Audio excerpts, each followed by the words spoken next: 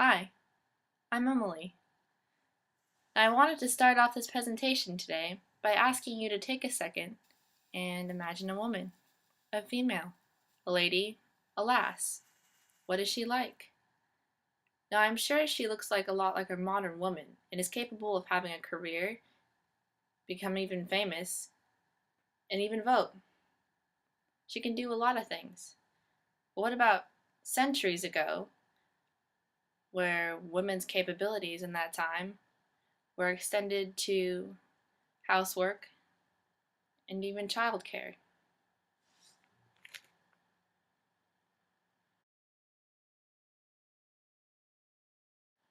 I'm here to present to you today what I believe is America's greatest turning point, where the modern woman idea was born.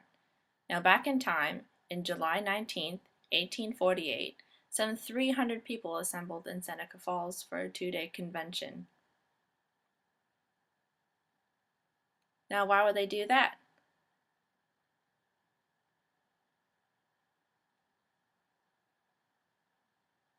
They were simply here to reform the social and civil rights of a woman. To do this, reformers Elizabeth Cady Stanton and Lucretia Mott created a Declaration of Sentiments,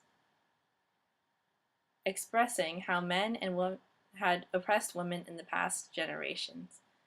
This convention turned the traditional woman upside down. The Seneca Falls Convention was the biggest turning point in history because it was the starter for empowering our women. So, what could a woman of that time do back then? Well, if there was anything a man did, the females were kept from doing it. Unfortunately, the subjugations of man to woman were numerous, forcing a 19th century woman to be submissive to our male gender. There's a great sense of inequality between the genders. In the Declaration of Sentiments presented at the Seneca Falls Convention, it included a list of complaints and cruelties man had shown woman. So here are the most important. She was forced to give all of her property and wages she might have earned to her husband.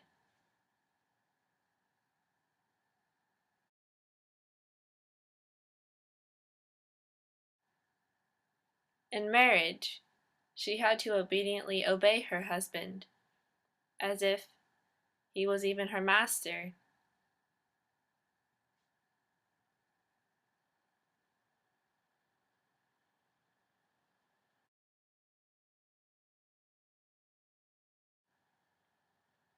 And even in divorce laws, all benefits and power were in the husband's hands, and the woman got nothing and had no voice.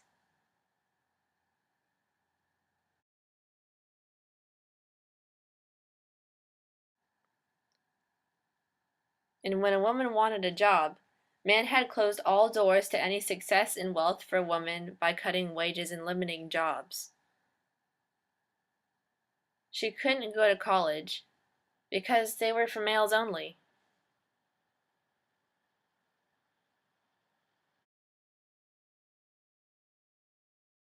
And most importantly, she had no right to vote or any sort of representation in her own government, therefore forced to follow laws she had no say in. Presenting this declaration gave the public another view on their present-day female, and reformer and famous abolitionist Frederick Douglass, in his newspaper, The North Star, he wrote that after this convention, women should be allowed to demand their rights and reform society. Doing this would put more authority in the woman's hands. He also stated that men often regard the woman's intellect as feeble, therefore she gets no rights. But it shouldn't be, because one man's smarts may be higher than another man's, but they are given the same rights. This represents the public getting a different idea about women, that maybe they were created equal.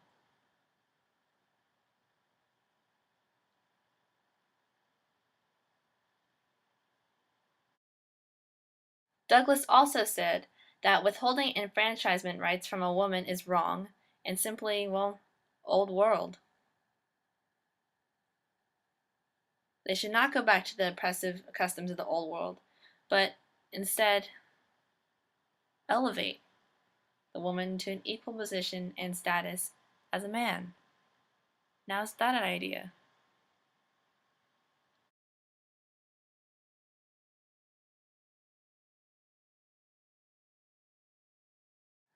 These announcements from this newspaper brought forth viewpoints on the powerful female figure.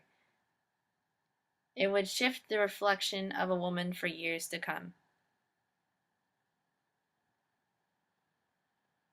Seneca Falls was only simply a kickoff for the women's empowering movement.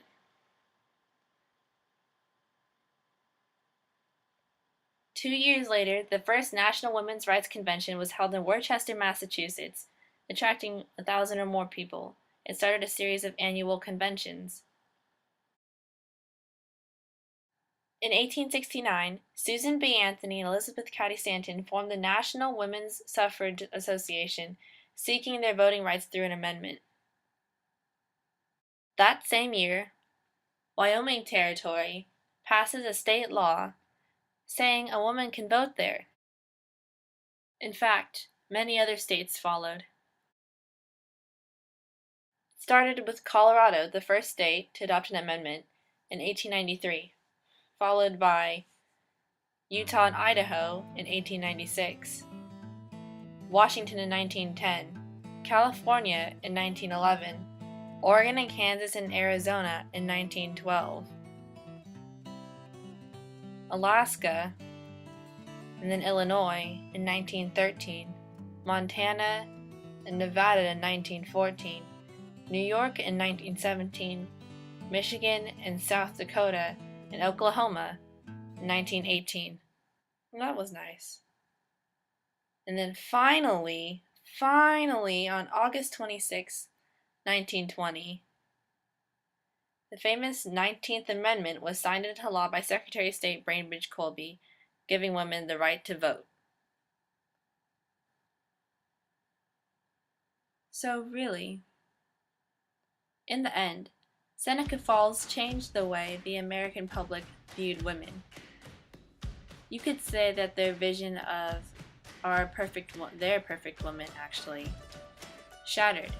The feminism of the gender just shattered. Seneca Falls spread the word that reform was indeed coming to females. The Seneca Falls Convention was the biggest turning point in history by starting the movement to empower the women to what we know today.